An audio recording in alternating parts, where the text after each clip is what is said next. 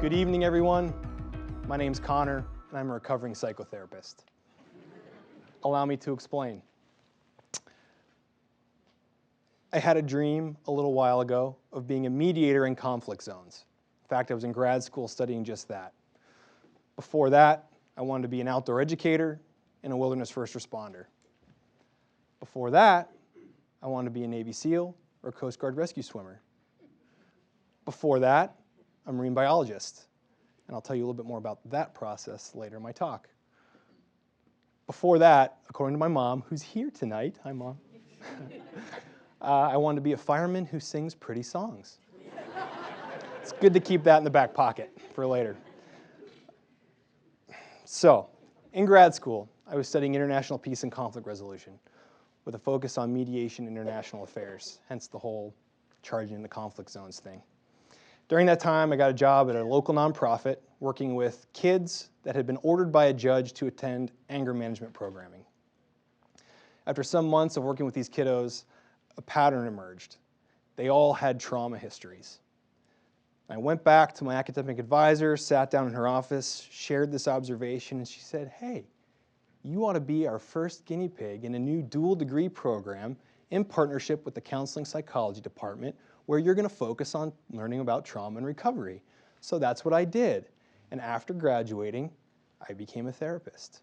Hence the beard and every single piece of furniture in our house being a couch. So, 5 years into the work, I found myself working at a local mental health clinic, supporting people who were survivors of the absolute worst things that people are capable of doing to other people. And I started to notice another pattern. They would make incredible progress. They'd level out, and then eventually, usually in a relatively short period of time, backslide. This happened over and over again. Progress, which is so exciting to see, plateau, pretty normal, and then the backslide, which is always heartbreaking. So I started to dig into the literature a little bit and read up on this thing that I discovered called treatment-resistant post-traumatic stress disorder, which is actually a thing. And coincidentally, so was burnout, which at this point in time had started to sink its nasty, insidious, sharp claws deep into me. Around this time, I found myself on our very own Lake Nakamixon in a kayak with a friend who's also a therapist. I think we'd been out there for maybe an hour and a half, 2 hours, and I have these clear memories of this experience, this sensory experience. The breeze coming right over my left shoulder. I feel it rustling these little hairs on my neck. And at that time, I probably hadn't gotten a haircut too frequently, so they were nice and long. And watching that breeze after feeling it brush past me, skate across the surface of the water and create little ripples.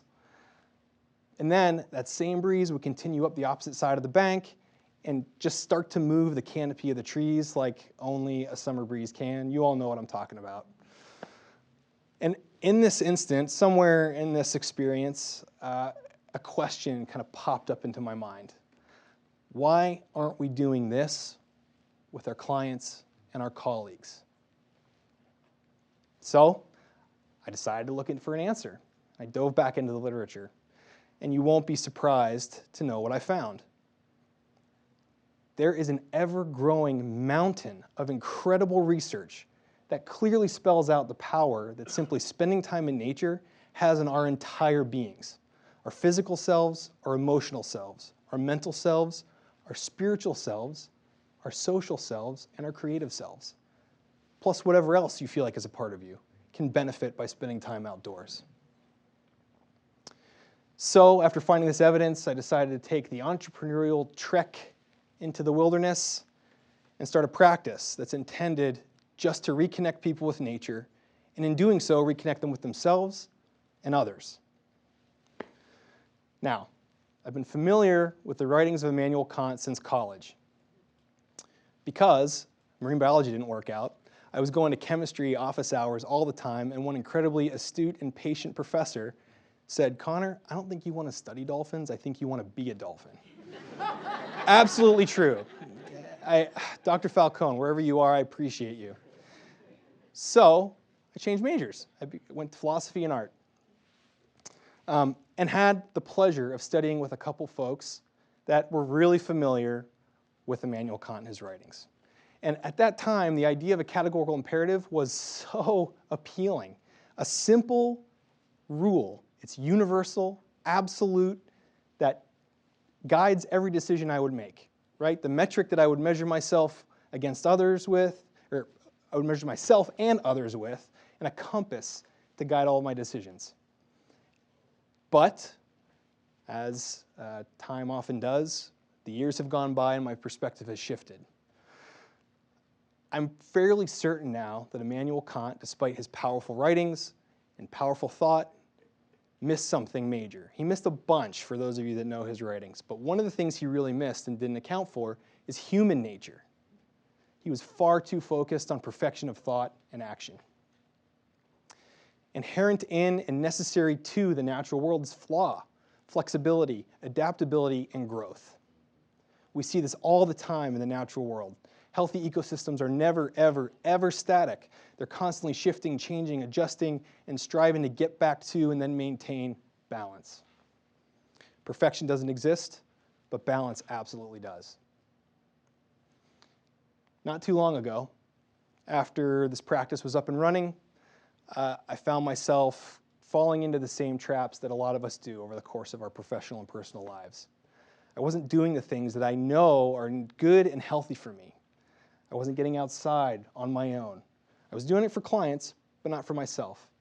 I wasn't taking the long, rambling paddles that I love to take. I wasn't going for runs. I wasn't going for hikes. I wasn't even going for walks. I was languishing. Simultaneously, I'd been given this fantastic opportunity to present at a conference and was trying to create a presentation that drew really clear, logical, research-based links to our health as humans and the ecosystem around us. For whatever reason, as often is the case, the two things collided and a spark lit. I needed a way to assess my own personal ecosystem. And more than that, I needed something to give me an idea of what was going okay and what maybe needed a little attention. This was the moment that the concept of Thrive was born. Now, also something I think a lot of us can identify with, taking an idea and making it something useful is never a solo effort. I was fortunate to find myself in the audience of the wonderful Dr. Lisa Kensler, who is a scholar who researches, writes about, and puts into action best practices for nurturing sustainable schools in the communities that comprise healthy, living, human, and natural ecosystems. So, Thrive stands for thoughts, health, resilience, interdependence, vitality, and empathy, as you can see on the handy-dandy compass behind me, and also on the card that you should have been given during intermission. Each of the 6 facets listed on this compass are pretty interesting because they are both a concept that can be assessed and also an outcome that can be measurably improved by spending time outdoors in nature. Each line on the compass contains a scale from 1 to 10, and it's designed for you to take just a moment, a breath or two, and notice where you are right now. For those of you that are numbers and data wonks, feel free to consider this a score that you can add up. It can be a lot of fun. However, I'd like you to think of this as being more akin to a waypoint on a map. This is going to help you understand where you are, and it's just like what you would do if you were navigating through the physical wilderness, using a topographic map and a compass. You pick a destination. You set some references, typically using landmarks in the landscape around you. You take a compass bearing, and you start walking, or paddling, or whatever way you're trained. Rollerblading, maybe? I don't know. You're going to regularly stop to reassess your position. If needed, you reorient, and then you continue on your route. Simply following a bearing without checking your position regularly while you're in movement can lead to finding yourself off course and sometimes lost. I don't think this is any different from when we're navigating our own beautiful, mysterious, sometimes very scary, ever-shifting internal landscapes. There are 2 almost immediate benefits from taking a second to participate in this exercise. The first is a mindfulness break, bringing your attention into the present, which we all know is very healthy, and we don't give ourselves enough opportunities to do this. The second is a very quick snapshot of what's going well in your life and what facets could use a little bit of attention. or perhaps a little reorientation, just to simply get you back on course. So, thoughts. I'm sure everybody knows what thoughts are, but just to reiterate, a thought is the product and process of thinking. It's whatever happens in your imagination, right? It's kind of mysterious, but we all sort of know what it is. Take a moment and pay attention to what's happening inside of your mind right now, apart from mind-blowing inspiration from all these talks you've heard this evening. Are your thoughts scattered and distracted, or clear and focused?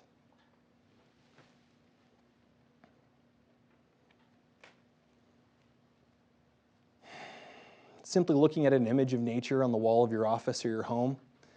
Better yet, looking out of a window at a landscape. And best still is taking a walk in green space. Has been shown by researchers far smarter than me to help us restore our attention and focus. Health. We all know what this word means too. Health is a condition of being sound in body and mind and spirit. It's freedom from disease and pain. In this day and age, we tend to chop ourselves up into teeny tiny bits when we consider our health, but for the sake of this exercise, please think of your entire being.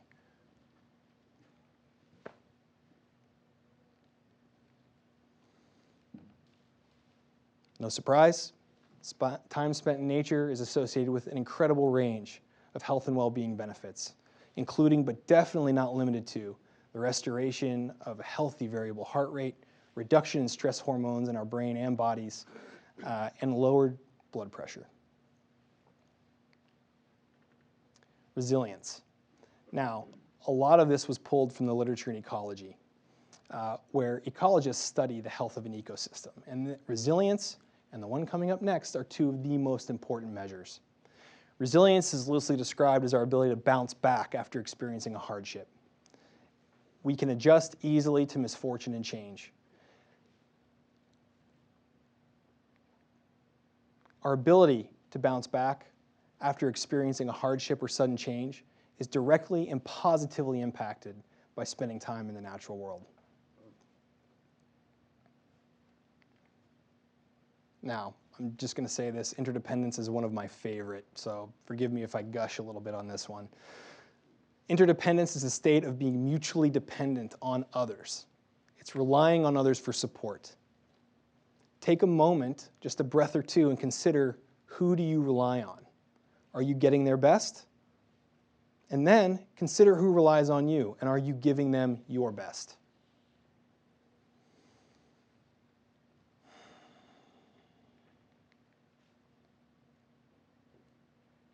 The way that we perceive of our connections with other people, the communities around us, and the people that we rely on for support are positively impacted by spending time in nature. Vitality. Vitality is more than just health. It's this magical combination of confidence, capability, enthusiasm, and vigor that you bring to the tasks at hand. Take a second and think for a moment about how much vitality you felt today. Were you full of that positive capability, or could it use a little attention?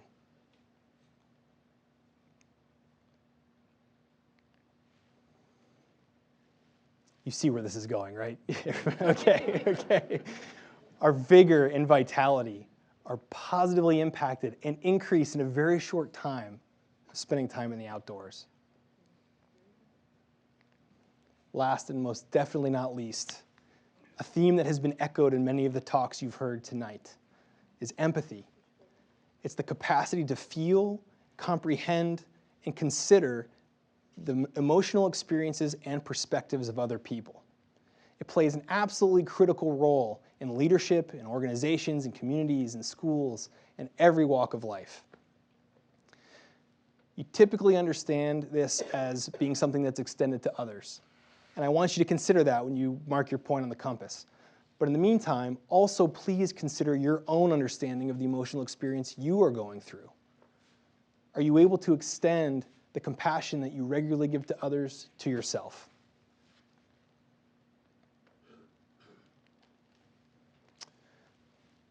Spending time in nature, especially with other people, has been shown to directly increase our empathy for others, and also for the natural world, which is critical in this day and age.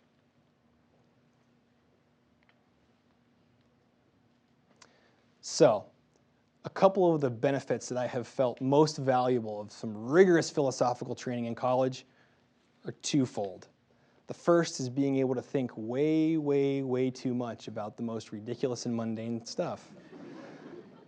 The second is also in being able to find out, definitely not batting 400 at this, this is maybe 50%, of when an argument that I'm involved in or listening to is flawed, illogical, or going in a direction that I hadn't anticipated. This talk tonight, I was really excited to poke Immanuel Kant's perfect categorical imperative squarely in the eye. But I think what's actually happened is I've come full circle and maybe landed myself in my own imperative. Balance is imperative. I need it. You need it. Everybody around us who we love and even the people we don't love so much need it. The natural world needs it to survive and ultimately thrive.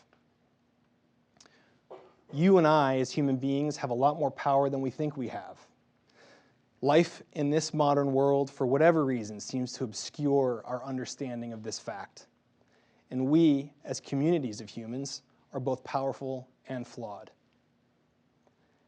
While far from the perfection that Immanuel Kant aspired us to be, nature requires us always to adjust and adapt, whether we know it or not, to achieve balance and continue to survive, keep on growing, and thrive.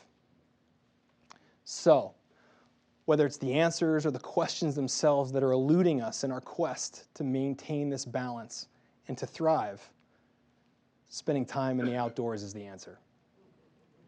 Thank you.